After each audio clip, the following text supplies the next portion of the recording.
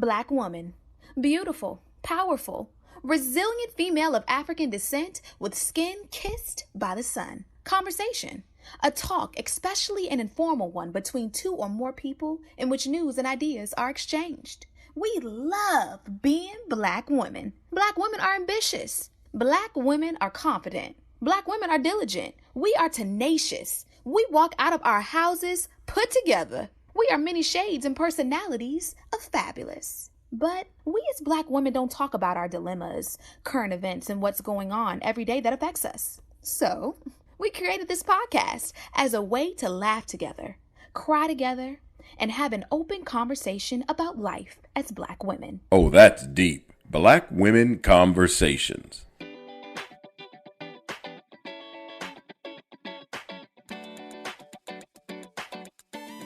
Hey, Nicole.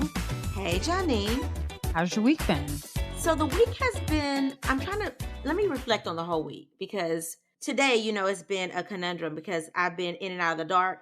I have a candle standing by just in case the power goes out again. I mean, all of a sudden, like the wind was blowing. It was like a hurricane in here. We were looking out, like on The Color Purple, when all of a sudden the wind started blowing. That's what it felt like around here. And then all of a sudden the power went out and I didn't know why. And then all of a sudden the lightning and the rain and all the things started to come. So, we light candles up and through here. And my little recording place is in the basement, is in a room in the basement. So if the power goes out, I don't know if I will be able to find my way back upstairs. So I have a candle lit just in case. But the rest of the week, I'm trying to think. Harrison had baking camp this week. So every day he came home and he wanted to bake something. And I can bake a little bit, but that is not my gift. So it's been a challenge. So he's wanted to basically bake eggs every day, right? Like I'm going to break all these eggs in a bowl and put them in the oven to bake eggs. I'm like, okay, we can have quiche every night. That's what we've been doing every night. And then of course, work is work. So there's been nothing really that exciting this week that I can think of besides baking camp that I've had to look forward to. But on a positive note, I did get some things approved at work in terms of systems. So if y'all listening for the first time, I'm in Atlanta now, and I've started a whole new division for maternal fetal medicine. So it's been a work in progress. So it has been a challenge, but I'm now seeing a timeline and the light at the end of the tunnel. So I can definitely say it's been more of a positive week. But next week will be an even better week. But we'll share that news on the next podcast episode. So, Janine, how's your week been? How are you just going to leave the people with a cliffhanger like that? Like next week will be a better week, but you're not going to tell them why it will be a better week. But I'm just going to let her leave y'all hanging on this cliff for a week. So I'm not going to leave you hanging for a week. I'm going to leave you hanging until the very last episode. We got a couple more episodes this season. So you gonna make them wait the whole time, Nicole? I am. I'm going to wait because I got to make sure, right? Like, okay. I don't want to say something and all of a sudden I have to renege on it. So I'm going to share this, the last episode of season 3. Look at me already putting season 4 out there. The last episode of season 3. Let it marinate on y'all over the summer break. So when we open season 4 and I'm asking y'all for some advice, you will have thought about it. Okay. That's fair. So work has been super crazy, and it's going to be super crazy at least for the next 3 weeks. Then I get a couple of weeks of some downtime, or downtime for me. And then it's back to busy. So y'all pray for me. Pray that I get more than 4 hours of rest tonight. But on Thursday or Friday, I don't remember which day it was. I believe it was Friday.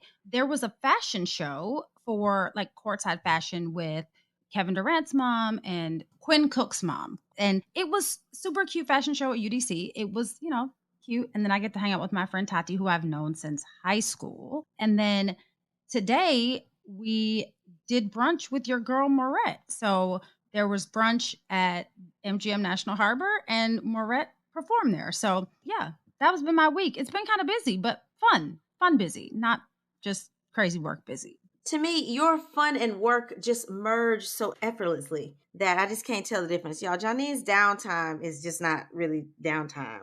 And if y'all have heard us talk about Maurette Brown Clark, she sang at my wedding, and she's actually worked with my husband before. So, hey, listeners, how y'all been doing this week? What have y'all done this week? Hopefully, you've done more than just work, like Janine and I have been. Have you joined in the conversation? Nicole, the people have been giving us the conversation. They've been giving us the business. Y'all have been sending us some really crazy stories. Y'all, we see them. The way we put the episode together, we need the stories and the letters that you send us to match. So if you have a story and you want to send it, send it. But if you have a letter, send those too. Some of these stories, Nicole, that these people be sending us, I really wonder. But we love y'all. Oh, we do love y'all. And we love you so much, and we want you to show us love back. So please make sure to share us with your friends, rate, comment, like, subscribe, all of that good jazz, and keep on sharing us. All right, so Janine, before we get into the timeline, because y'all, it's going to be good, we have a very special guest with us today, and that is Dr. Tina Opie. Dr. Tina Opie is an associate professor of management at Babson College, a well-regarded thought leader in the field of organizational behavior, and a professional speaker. Her research centers on leadership, culture, diversity, and gender. She is the founder of Opie Consulting Group, LLC, where she advises firms on strategies to create more inclusive and productive cultures. Her research has been published in multiple peer-reviewed academic journals and has been featured in such outlets as Bloomberg, NPR, O Magazine, The Washington Post, The Boston Globe, and Harvard Business Review. Dr. Tina is a regular commentator on Harvard Business Review's Women at Work podcast and Greater Boston's NPR affiliate television station, WGBH. Dr. Opie, welcome to the podcast. Thank you all so much for having me, and I'm really enjoying this chit chat and chatter. I'm doing great. I'm really excited to be here with you all, and I've enjoyed listening to your podcast before, so it's a real honor to be here. Yes, and we've enjoyed following you on social media, and I know we'll get into all of the great things that you're doing after our timeline, so I cannot wait. So, Janine, tell the people what's on our timeline this week. Okay, so we're going to go to something that really kind of affects all of us, really. I mean, look, we don't like to have bad hair days, but this one is a little bit different. So, Akilah Davis, she's an ABC news anchor from WTVD in North Carolina, and she kind of shed light on something that women struggle with in general, but specifically Black women, and it's like our hair in the workplace and what it's going to look like and how we're going to adjust it. There's this term of like fried, dyed, and laid to the side. And we would like to think that it really only affects us as Black women, but just women in general, it's something that we have to deal with. Like, how are we going to present ourselves so that we are showing up authentically as ourselves and in a professional manner? Despite the fact that the Crown Act was passed, we still struggle with this. Black women specifically, we struggle with the limitations of what our hair is going to look like and how we can show up for work. Now, if you're someone like me who works in a more creative environment, yeah, you can probably get your hair dyed pink underneath, right? But if you work in a more corporate environment that might not be as forgiving for some of those things, you kind of have to be more mindful of what your hair looks like. And this is kind of along the lines of this story that Akilah put together. And I actually really like the story. So I always really like these storytelling thought pieces that I see on the news because I feel like it really helps us connect to our news anchors. But I digress. So Akilah put together this story, right? And she self-admittedly has internalized the idea that straight hair is good hair, the more acceptable hair, the more presentable hair, the more professional hair. And her natural kinky coils was just not as kept or maintained and a little unprofessional because, that's kind of just what we've all been taught. So it's not just her, but she's kind of pointing it out for us, right? So specifically, she pointed out that in a work environment, she has to be cognizant of what her hair looks like because for her, she's on television. So I completely understand, because I think that we've all had that moment where we're like, okay, I would like to do this to my hair, or my hair appointment is not until this day. What am I going to do in the interim to hold me over until I get to that point, right? I remember mid-pandemic that, if you all recall, I had very short hair. Part of my head was shaved, and the pandemic hit, and none of us could go to barber, beauty shop, and I had to make the choice of, were we going to go back to the creamy crack, or were we going to try to figure something out? And what did trying to figure something out look and feel like? Akilah had this same kind of struggle, not specifically during the pandemic, or at least not that she shared, but she was having the struggle of, how is she going to manage her hair in a way in which she felt comfortable and also show up as her authentic self. So in 21, somewhere close, I think she said December 21, not too long after I established my microlocks, she established hers as well. And even though she had microlocks, she continued to cover them up with a wig so that she could present as a straight-haired news anchor. Now, I find that very interesting, because as you go on through the story, it's her microlocks and her wig don't actually look that different. It's just, you can see texture in her locks, whereas the wig was just, very bone straight. So she said that she was struggling because, as I said, she wanted to show up as her authentic self, but she also wanted to have hair freedom, and she wanted to be able to have that hair freedom without having to conform to the Eurocentric beauty standards. And look, I understand, but when you're on the camera, there are 5,000 things that you're worried about. And when you go into hair and makeup every day, you also want to make sure that you're not ruining your hair, that they know what they're doing. There's just this plus specifically for us. So as Akilah was sharing her story, she said that while she was going through the racial reckoning that the country was going through after the death of George Floyd, she realized that there was also this like silent movement that was happening behind the scenes for Black women, where Black women were really like ready to be liberated and able to show up as their authentic selves, the way that their hair grows out of their scalp, and not have to do 15 things to make it acceptable. So even though Akilah was covering her locks, she was kind of planning of how she was going to unveil this on television. The one good thing that she did have is there was a fellow news anchor, Janae Norman, who is on Good Morning America, who had done this before.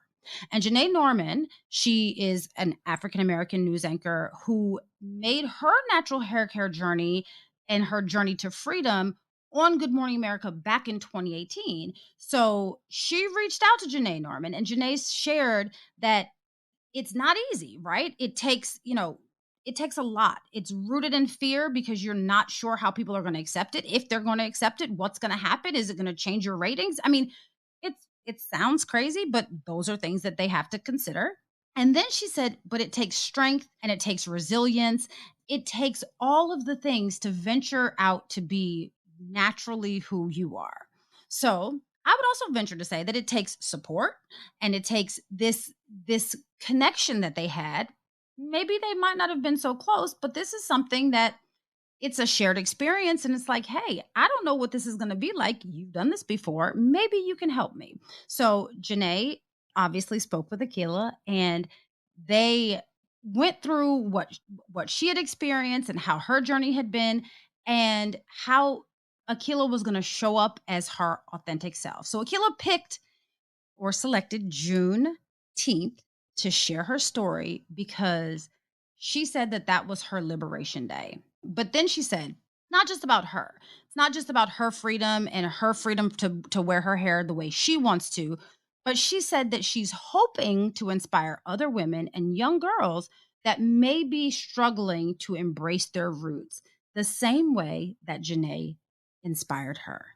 I think that's awesome, because a lot of times we maybe don't step out on that ledge because we're not sure how it's going to be received. And subsequently, we kind of paint ourselves into a box because it's easier to do it that way, right? Like you're not really messing with status quo. I don't know. What do you think, Nicole? I love the story. I struggle with it because I felt like she talked so much about her background, her upbringing, and how she felt like her mom and the way her mom responded to her hair having to be straight sort of traumatized her. And, it just lets you know that there's like the things that you say to your children right now that you don't think that they internalize, they actually do. I mean, this is affecting somebody that is a whole grown adult with a whole career, and she still goes back to, well, the reason that I feel this way is because my mom always talked about how my hair had to be straight. She had to straighten it for it to be, quote, presentable. And so I think that, a lot of that starts at home with how we perceive ourselves, right? And so I don't want to ignore that point, but also the fact that her locks are gorgeous. And shout out to whoever is doing her wig work, okay? Because it's amazing too. The fact that they can lay that wig and that lace and make it look like it's seamless under all of those locks, because she has like a head full of locks, says a lot about the skill level of whoever does her hair. But I know that is like really not what we're talking about, the skill level, but it's true. Like whoever did her wig did an amazing job. But it is a shame that in today's society, with all of the things that we've gone through, with all of the things that we've achieved as a culture, that we still have to worry about, hey, are these locks, although they're neat, although they're well tamed, she has them colored, she has them layered, is it okay to wear on the air?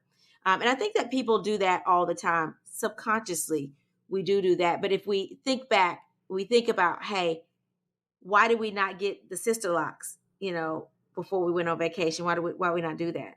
I think about, I have braids, I never wear braids, but I have braids because I told myself I'm going to the Grand Cayman Islands. So I need to get, some type of vacation where they could get wet. But I thought about it. Like, do I get the ones that go all the way to my butt? Like, how are my patients going to think about that? How are my reviews going to be for patients? Because nowadays, reviews mean metrics mean bonus. Okay. And so if you don't have the reviews, you don't get the bonus. So I had to pause and think, how is that going to be perceived by my patients? Not because I felt like I couldn't because of my mom, but because of the things that you've heard people say in the workplace, right? Oh, you have braids. Can I touch your braids? Is there hair added, or is that all your hair? People say things like that, not realizing that it makes, at least me as a Black woman, I don't speak for all Black women, cringe. Like, you went from seeing my hair a little bit past my shoulders, and now these braids are, bra strap length below my bra strap, and you really in your head asking me if hair has added.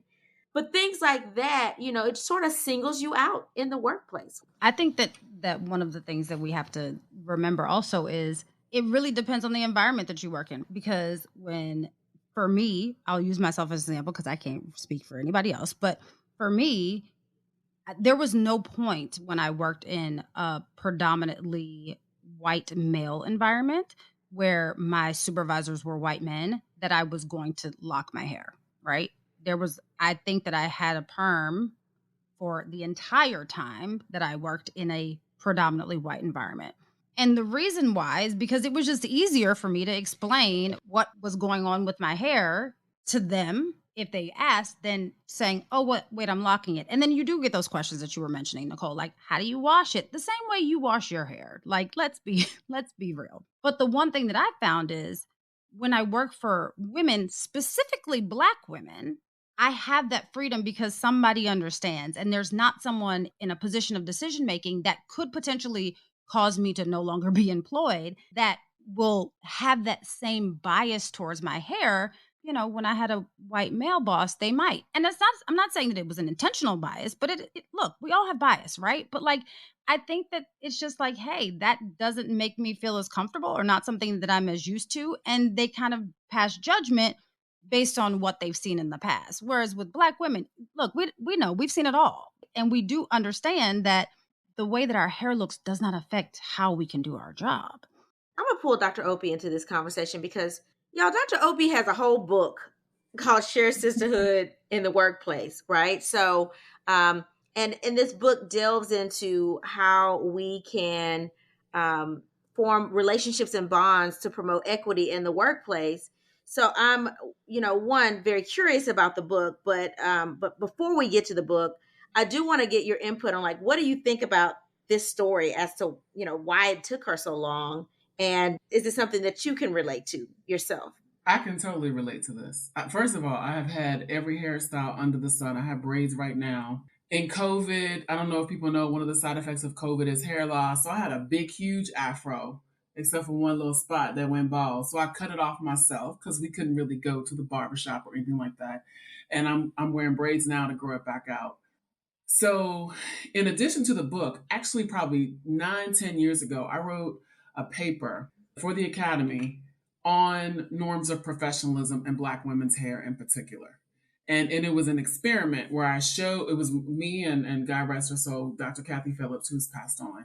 But so what we did is, you've heard of the resume studies where they'll just change the names. What we did was change the pictures. So there were pictures of Black women and they either had an afro, locks, or long straight hair. Then there were white women with long straight hair. And what we did was we asked people to rate their professionalism, how likely they would be to hire them. And then something interesting, we asked qualitative questions like, what advice would you give to this person if they were applying for a job? And what we found, no surprise, everyone rated the natural hairstyles more negatively, whether the raters were Black or white. What was interesting is that there was an interaction with the race of the rater such that Black people rated the natural hairstyles most negatively. And people were like, oh my God, that shows internalized racism. They didn't believe that. I said, actually, wait, slow your roll, because we don't know that.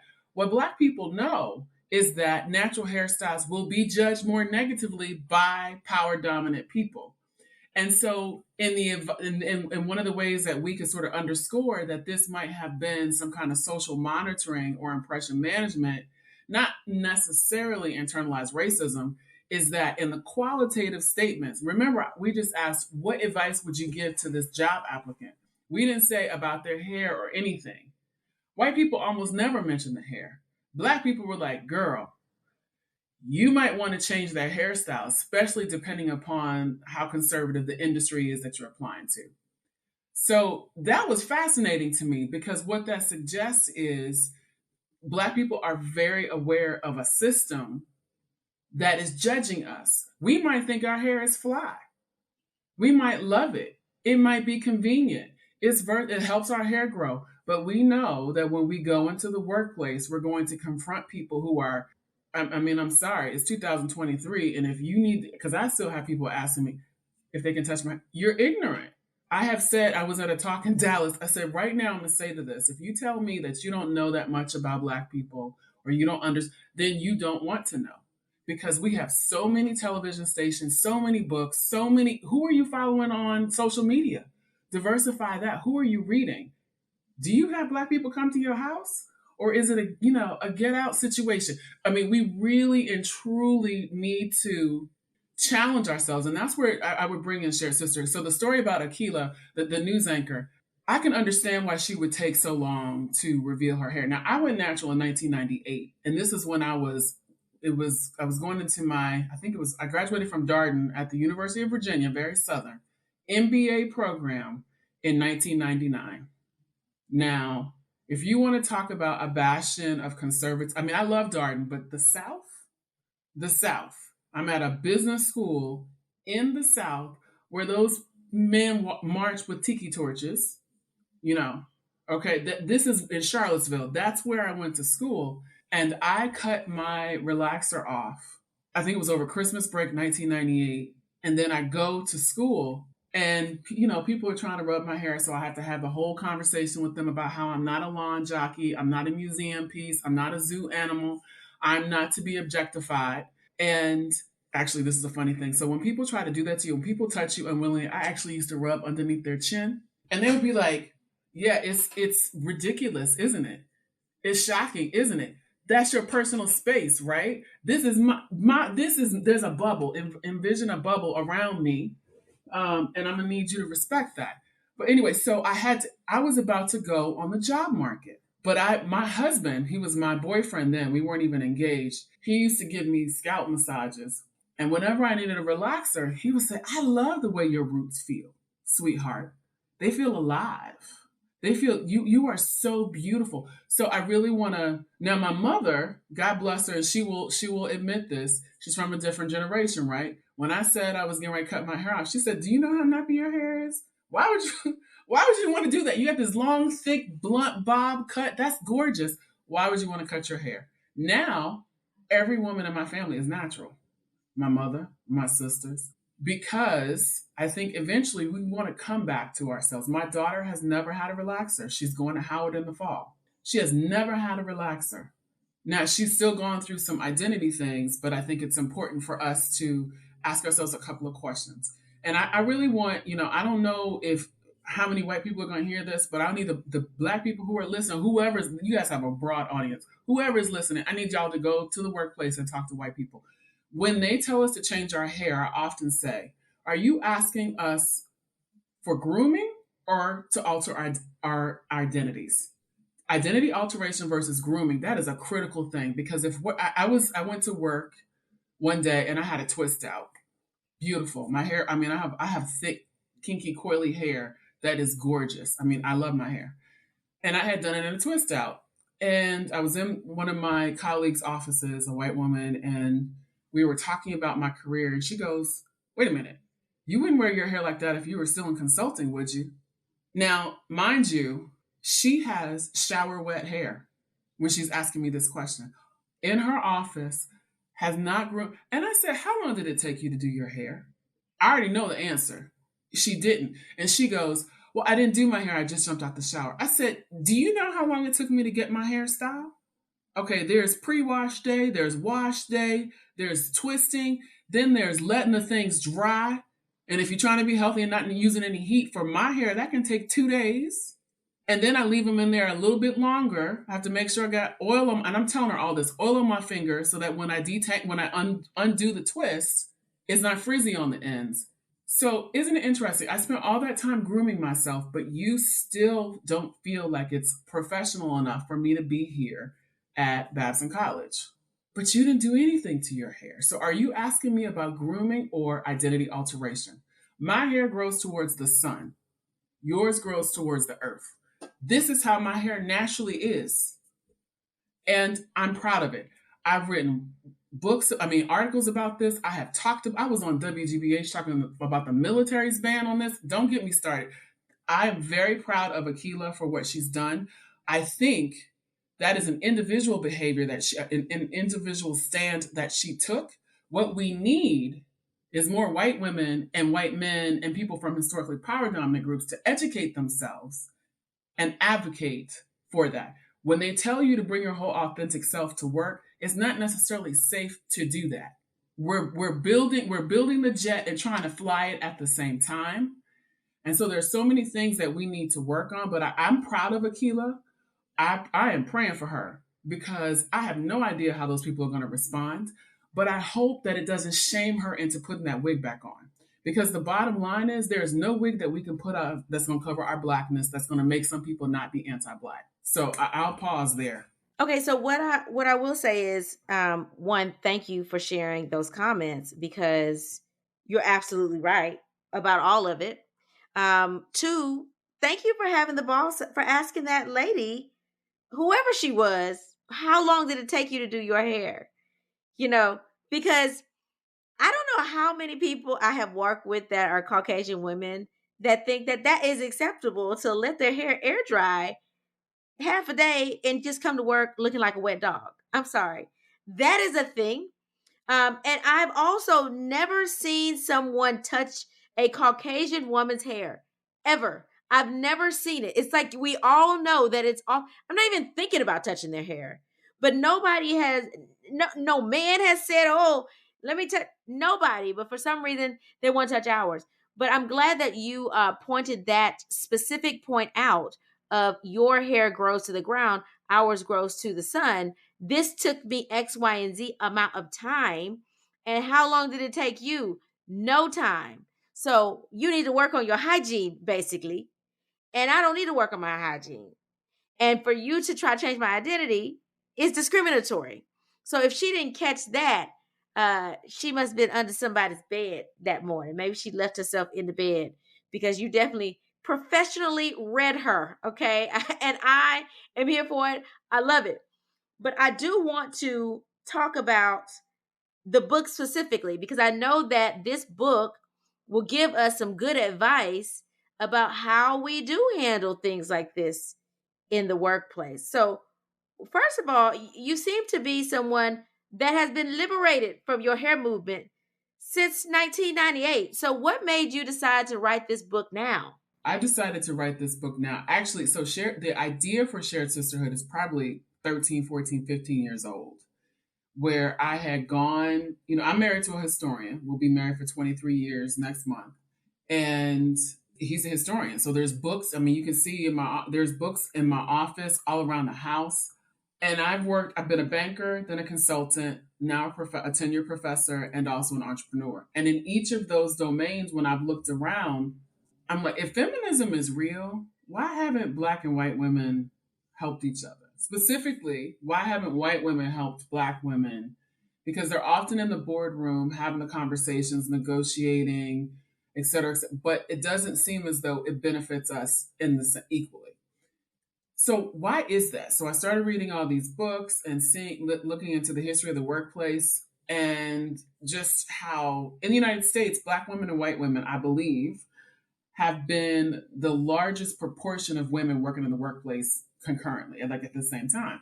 But we don't seem to intermix, help each other. So I tried to write this paper, and it was terrible. It was because it was history, and it was management, and it was a little bit of organizational behavior, but there was no theoretical underpinning. And so I shelved the paper. And then I met this white woman. Her name is Dr. Beth Livingston. She introduced herself to me, and I didn't trust her at first. And we talk about our relationship in the book. But she's now a good friend and a sister. And what I mean by that is she's someone who has my back, who has taken risks on my behalf. Money is involved in our partnership. We can trust each other with that.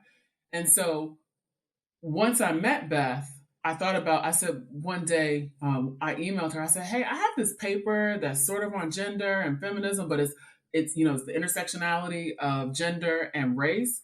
Would you be interested in co-writing it with me? And she said, for sure. So we did some podcast episodes, and we were talking, and then George Floyd got murdered, and many other people got murdered. And I was numb, and I was frustrated, and I was furious, and I didn't want to see any white people. And I told Beth that. I said, I need to just go in. And I started writing and reflecting and brainstorming. And then she and I ended up writing the book over the pandemic, virtually. And that's why it came out now, because that's when we finished writing it, because I had some healing to do. And so, we've used the term shared sisterhood. That's what we call our radically optimistic philosophy on how to dismantle systemic inequities. And we can talk, there's 3 key steps. There's dig, bridge, and collective action. And dig is about surfacing your own assumptions and biases, interrogating them. So if I was to use that hair story with my white woman colleague, dig for her might look like, why did I think it was appropriate to ask Tina if she would wear her hair like that in consulting? What's different about Tina's hair and my hair? What's different about us? When did I start believing that her kind of hair is less professional than mine? Where does that belief come from? Do my parents think that? Did I go to school with people like that? So really asking yourself a series of questions to try to understand sort of the root. You want to dig. And the reason that step is designed to be first, because I like I said, I came up with Shared Sisterhood first and then developed it with Beth.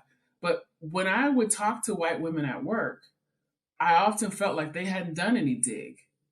Hence questions like, may I touch your hair? If you've done dig, you know that that's inappropriate. And furthermore, you would realize, given the historical objectification of Black people, I don't need to objectify Black people. And even if I am curious about what her hair feels like, I need to have a relationship with her, a close relationship with her before I even begin to ask that question. So that's dig. Dig has to happen first. Then you go to bridge, which is about connecting with people who are different than you and developing authentic relationships. And there's authentic meaning empathy, trust, risk taking, and vulnerability. Each of those things are necessary. And so if we were trying to try to bridge, so I didn't trust her at all when she asked me that question. She clearly was not empathizing with me. Now, I took a risk asking her how long it took her to do her hair, but it wasn't a risk necessarily to try to connect with her. It was because I was trying to get her to hold up a mirror and get her to see that she needed to ask herself some questions. So once you dig and you bridge, then you have collective action, which is where I think too many people jump directly to collective action. They say, we're going to make this company more diverse or more inclusive or more equitable. But the leaders have never examined what they think about race. They've never examined their own identity. They don't even know what whiteness is. They don't know how whiteness is different from being white. So anyway, that's shared sisterhood in a nutshell. And that's why I wrote it when I did. I love that. So dig, bridge, and act. When you were saying that what dig looks like for people, I think that that's typically the step that we skip, where we just kind of try to bridge it, like to make a connection. And it's weird because you haven't actually done the work. And I feel like the dig portion is where you do the work to try to kind of peel back the layers of why you do things. We all, like I said, we all have bias. We just have to figure out why it exists and what we can do to try to prevent ourselves from acting on said bias. I like that. I'll add this, listening to you, it would be great if everybody thought they should be digging, because Black people automatically dig. When we go for a job interview, we are trying to research that company. We're Googling who we're going to be interviewed with. We're looking on their social media and stalking them. We're trying to figure out what schools they went to, what they mama them did for a living. We want to know about them, right? Sort of what drives them so that we can find ways in interviews to connect. But Caucasian people, they don't do that. Like, it's not a natural part of them. So it's like, how do you get them to be able to dig or want to dig? I don't know if that's a thing that you could do, like make somebody want to dig, just like innately want to dig. Thank you. So that's a great question, Nicole. And I'm a correct one thing. I think it's not that white people don't dig. I think it's that people from historically power dominant groups tend to dig less than people from historically marginalized groups, because your very survival, if you're from a historically marginalized group, your very survival depends upon how well you understand the power dominant group. My mother picked cotton. They weren't supposed to walk on the sidewalk. If they saw a white man coming towards them with a particular facial expression, they knew that they needed to move more quickly or more slowly. You have to be sensitive. He didn't know anything about them. He didn't have to, because the system was constructed in such a way that he had power or access to and control over resources much more so than they did. So I think, and so there's a couple of things. First, I want to talk about, because Black people do have to dig. And I would actually say what you were describing, Nicole, feels more like doing research. Dig is about yourself. It's about digging. So I'm going to answer your first question about how do you know how to talk to some people because they may not want to dig. There's something called the 20-60-20 rule. And the idea is that you can divide most populations into three groups. The top 20% are your friends. Those are people who, no matter what you say, they're going to agree with you. That's like my mom. She's going to hide me if I commit a crime. Like, that's the top 20%. The bottom 20% are your foes. No matter what you say, they are not going to be moved. The movable middle, that's 60%, that's where we encourage people to direct their attention, to focus. Too many of us focus on the bottom 20%. We're trying to argue, trying to get them to see that this is a valid conversation. I tell Beth, look, you need to talk to your uncle. I'm not going to deal with him because he does not seem to want to even see my full humanity. And I'm not going to I'm not going to spit into a fan. I'm not going to cast pearls before swine. I am not going to have this conversation that is exhausting when there's very little likelihood that he's going to get it. It doesn't mean that he's not worthy. I'm a Christian person. I believe every person is worthy. However, this is not the best use of my time because I'm worthy. I'm worthy of being respected and I have dignity and I have a right to walk in that. So that's something that I think is really critical. The 20-60-20 rule has saved me a lot of agita. I already have high blood pressure, which I'm working on. I'm definitely not trying to be driven closer to the grave because of somebody who doesn't even see me. Talking about the need for Black people to dig. I had to dig when I met my co-author, Beth, because when she first came up to me, she was very enthusiastic about meeting me. I had just given a talk. She came up to me and I was like, who are you? I don't know you. I always joke, I was like security because she was in my personal space. And I didn't want to have necessarily a close relationship with her, but she persisted. I mean, she in a nice way, not in a stalkerish way, but in a good way. I had to ask myself, what is it about Beth? What has she done? Has she done anything to deem herself not trustworthy or untrustworthy? The answer was no. So then I had to say, Tina, why are you keeping this woman like this? And I realized it's because Beth was white. And I was processing her not as an individual, but as a proxy for all white women. And I don't really particularly trust white women as a group because of historical damage. They often they enslave people too. They beat people too. They torture people and robbed people and raped people too. And so that often gets excused, and then I've been stabbed in the back by white women at work. So when she approached me, my initial thought was, what do you want from me? Are you going to do me harm? Can I trust you? I had to ask myself those questions though. And so little by little, I didn't go to where I fully trust her now. I gave her little tests and she probably knew that what was going on. But I wasn't going to be boo-boo the fool and trust her with money from jump. I needed to see that she was worthy of that trust. We started connecting on things we were similar in, and then we started connecting on things that we were dissimilar or having conversations. And we've laid so many layers of trust and respect and empathy that we have a very sturdy bridge between us. And we don't always agree, but it's like we don't have cracks in our foundation, if that makes sense. And so it's a rare situation where I would trust her with my children. I would trust her I would trust, and she would trust me with her children. But that's rare.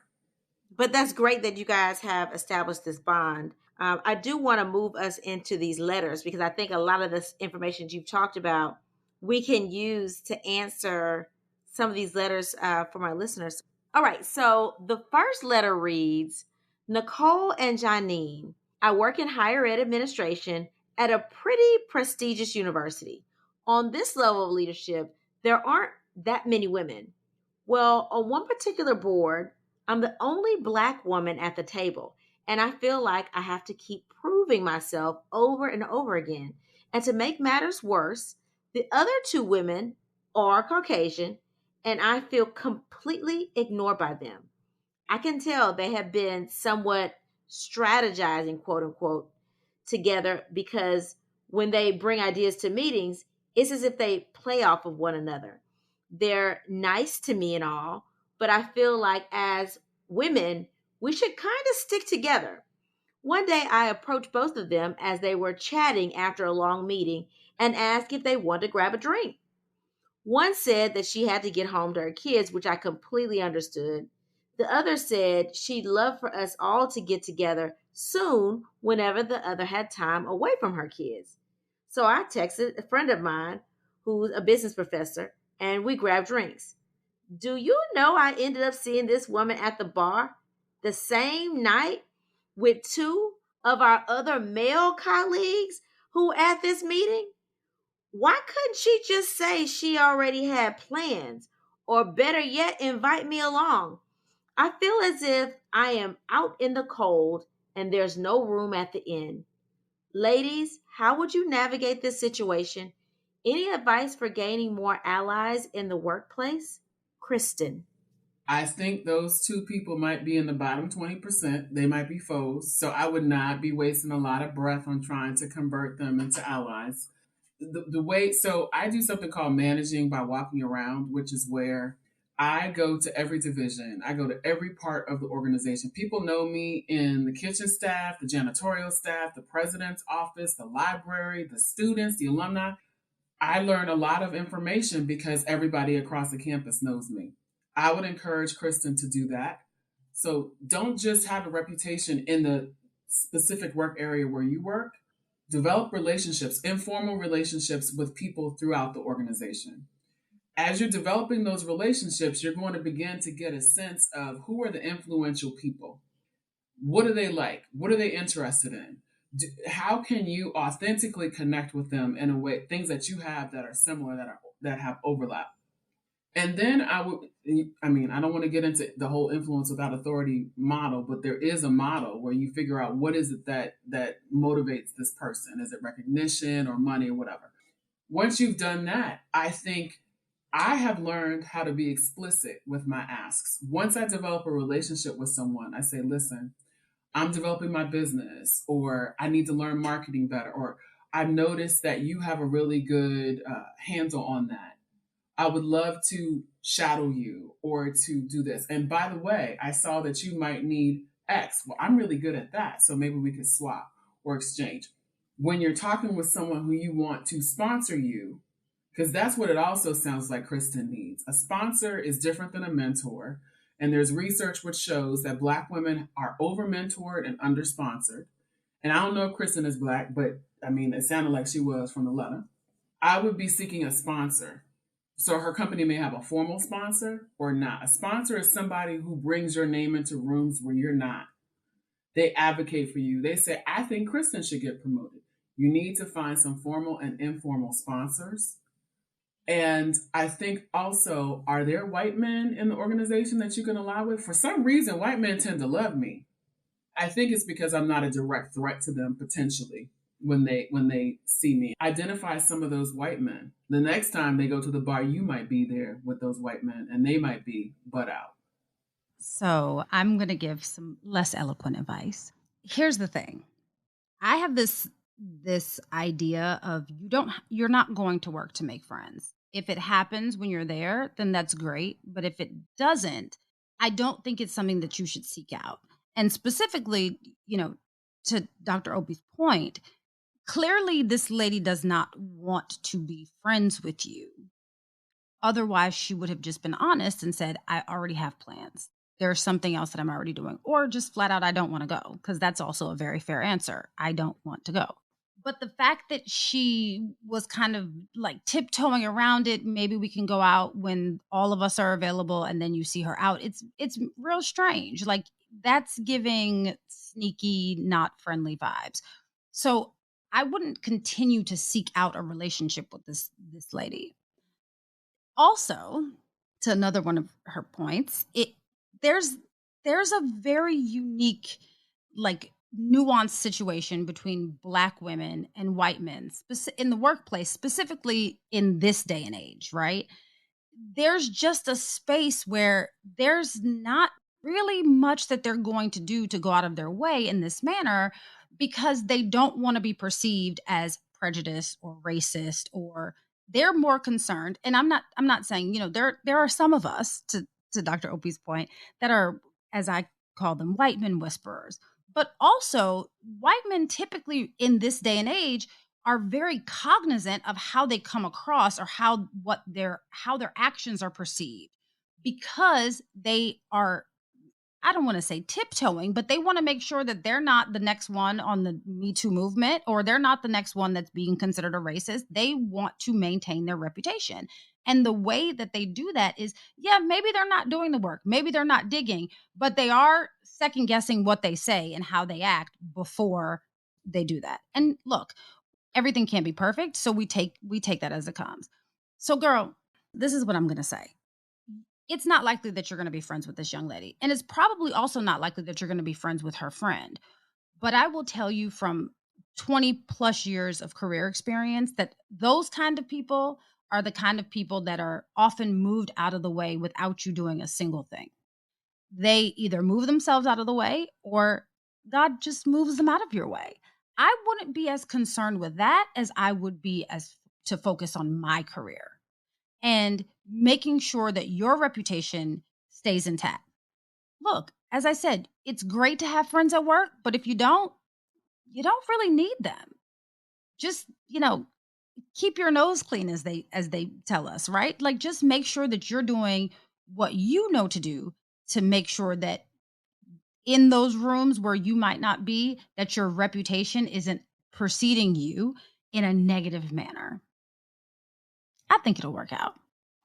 So, I agree. I'm surprised Dr. Opie said that, she wouldn't try to bridge that relationship, right? Like, for some reason, I thought she was going with bridging, I'm surprised. But I agree. I would definitely go, one, if I saw a colleague out that told me, oh, maybe we get together when we all have time, and I saw her out that night, I would probably go over and say hello. I would make sure she knew that I saw her. I wouldn't be petty. I would say, "Oh, hey, that was super long meeting. Me and my friend, we grabbed the drink. Maybe we could do this sometime later." And I would move on. But I would be very intentional of showing my face so that she knew, and I would watch her mouth drop open as I spoke to her and said, "Hey, yes, I'm the direct approach is always the best approach, but I would not say, I wouldn't be controversial, but I would go over and speak." I definitely agree with the making your allies the Caucasian men. They like us. I don't know why, but they like us. And once you start getting them to actually know your name, they will, as soon as diversity, equity, and inclusion comes up, your name will be dropped.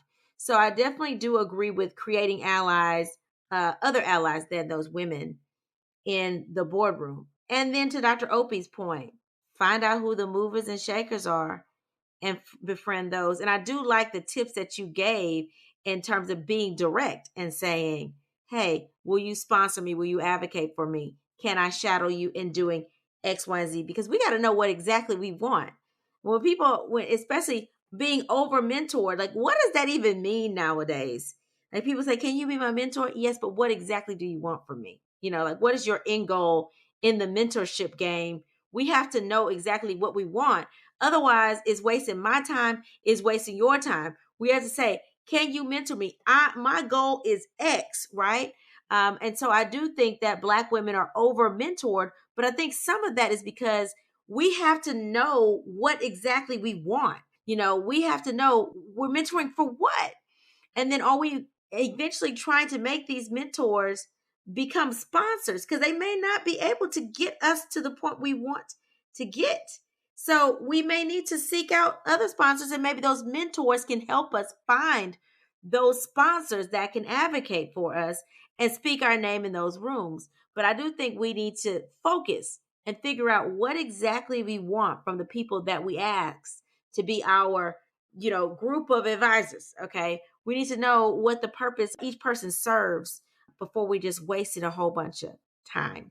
The things that we're talking about, I won't say the name of the class. I actually am running a class on this. Right? It's called Triple A Leadership. It's on awareness, agency, and abundance. And it's the whole point that I created the class because as a Black woman, I thought, okay, I'm smart, I'm a hard worker, and I'm gonna get ahead. That's not the truth.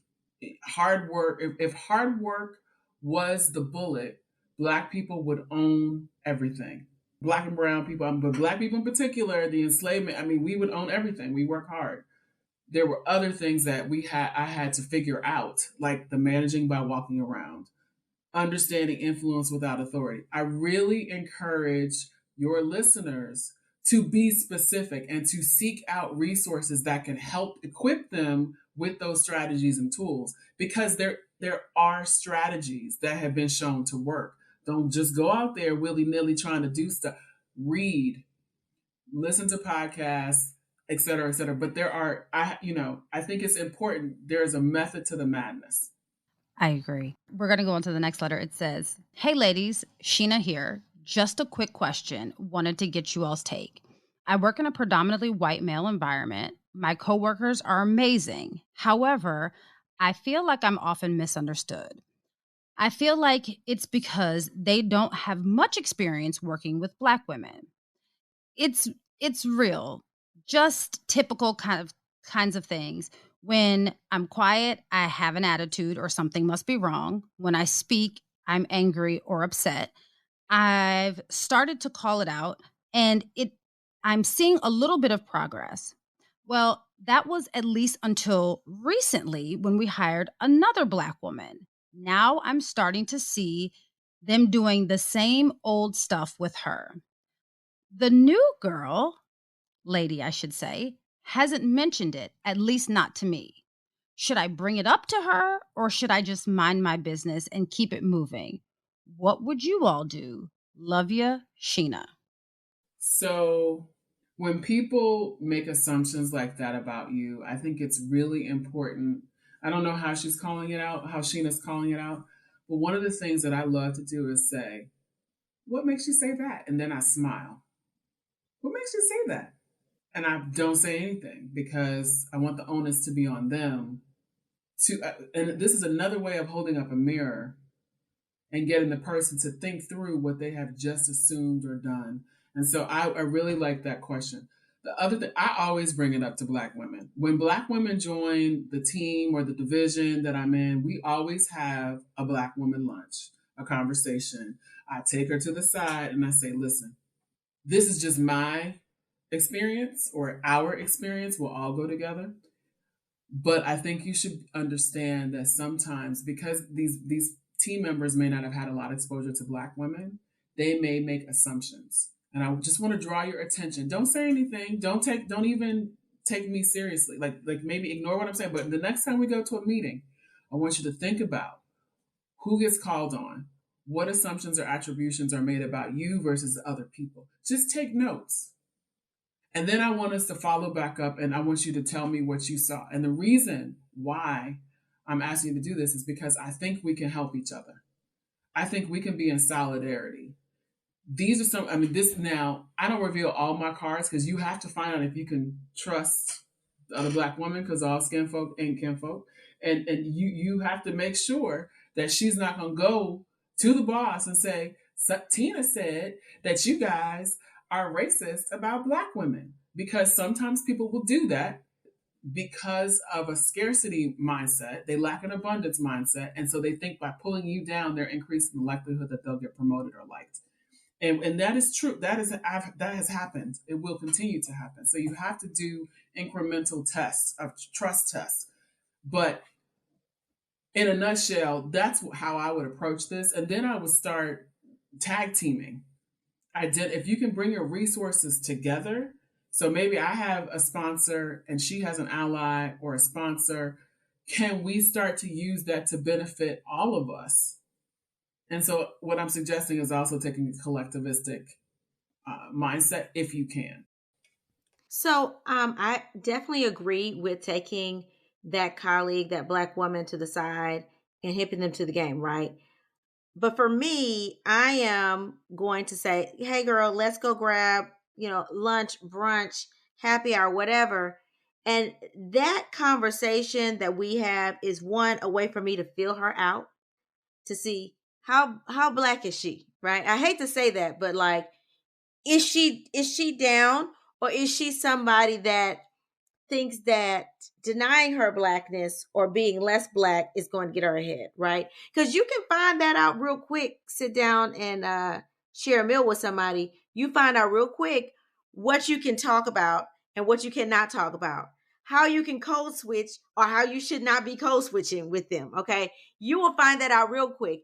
And if you are into the conversation, code switch, talking about hair, then hey, listen, before we leave here, let me tell you about everybody. Let me give you the rundown in the background about the players in the field, okay? And I would give her the rundown, and I would tell her to keep her eyes and ears open. I would not blatantly say somebody is racist because, to your point, Dr. Opie, I don't know her yet. Like, she's proven that she's down, but I still don't really know her. So I don't want to use the race card real quick, but I will let her know these are the players. This is how they will respond. But the other thing that I would do, if you're seeing and witnessing, depending on what's going on, if you're seeing and witnessing somebody else going through something that you've overcome before, because I've been in that situation, there's something to be said about you saying something. And I'm not really sure what kinds of abuse you felt like you went through or exactly what was said, but sometimes you may have to say something. And depending on what the situation is, you may have to take that Caucasian person to the side. So as a point, I trained in Mississippi, right? I did residency and fellowship in Mississippi, okay?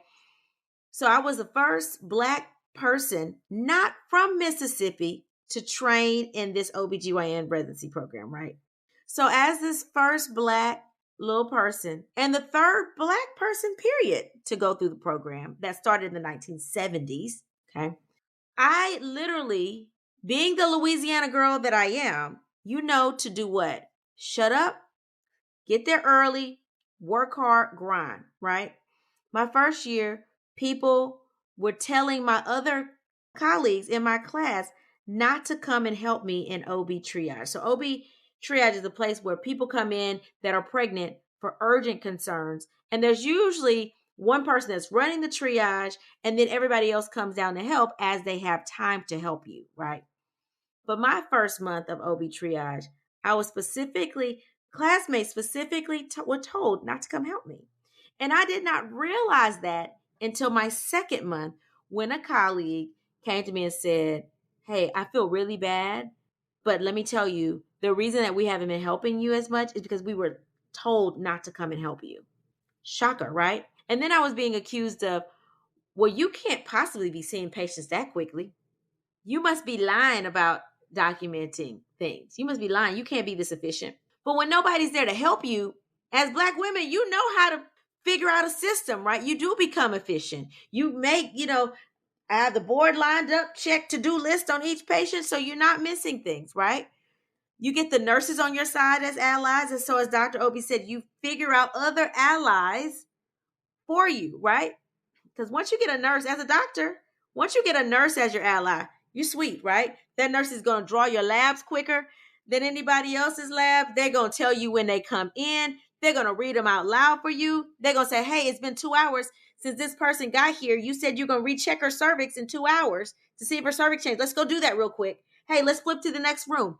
They're going to help you become efficient. And that's what I had in the nurses, even the Caucasian nurses at the U, right? So I did become very efficient. But when my friend came in the year after that, who I knew, I went to med school with her. She eventually ended up being in my wedding. I was in her wedding, but she came and I saw her being mistreated. And it wasn't harsher than how I've been treated. But for me, it's like, this is me. I knew how to withstand that. But to sit there and watch somebody else be abused, she was at the board and they were like, are you lying about X, Y, and Z? And I had to say, well, what makes you think she's lying? Aloud, I had to say that. And then afterwards, then it got quiet. Oh, Nicole, the person that didn't really say anything the first year, now she's vocal, right? And I had to, stay afterwards. And that's when the chief said, well, I know you thought I was being harsh with her, but that's no harsher than what you used to get it way worse than that. We used to question you way worse. And I said, yeah, but it wasn't right then. And it's not right now. And you guys don't understand that what you did was mistreat me. And I'm not going to stand around and let you mistreat her. And until I actually said it, I didn't think I would ever address the elephant in the room. But saying it really did change how I was treated. And it definitely changed how she was treated. So I'm not telling you to blatantly call somebody out in the middle of a meeting. Okay. I'm not asking you to do that. But there is something, if you do have a now relationship with them, say, hey, listen, y'all used to treat me like that. That wasn't cool. Maybe take them to the side and have that conversation behind closed doors, depending on what the situation is.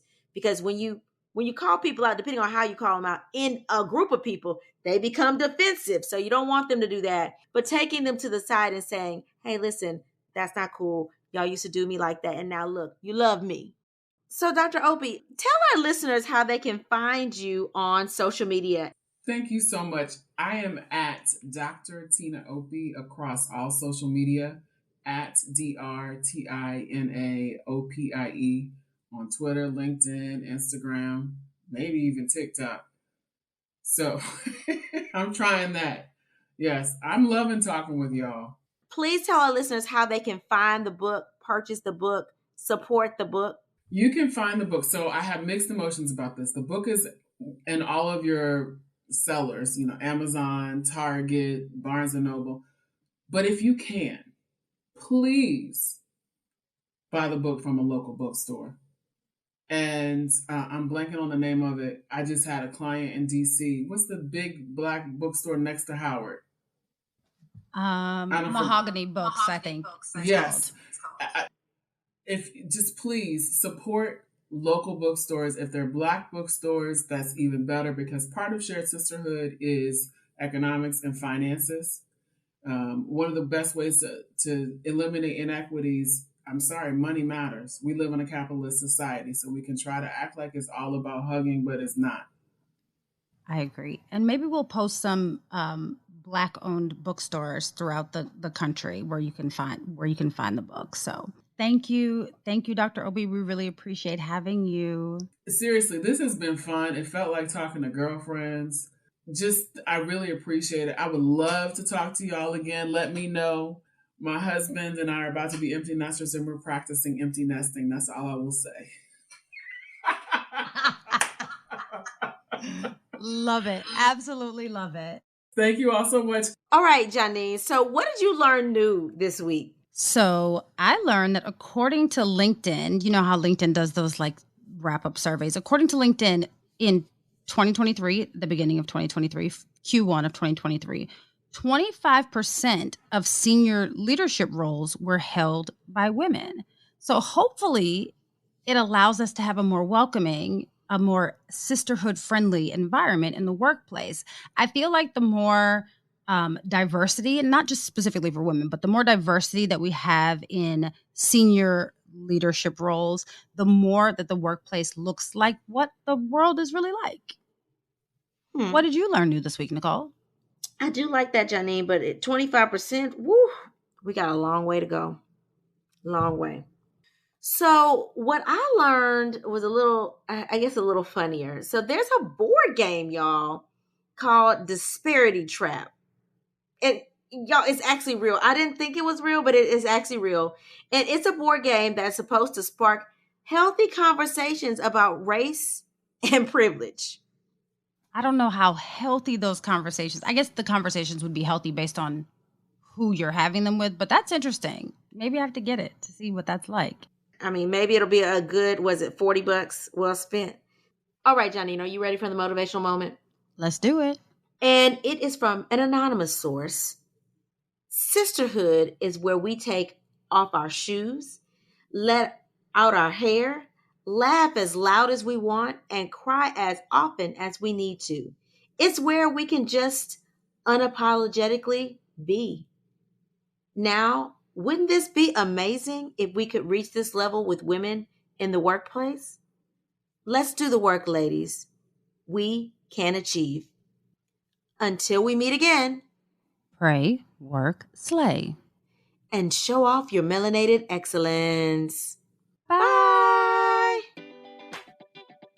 Oh, That's Deep, Black Women Conversations is produced by Nicole Lee Plenty and Janine Brunson Johnson. Executive producer, Ken Johnson.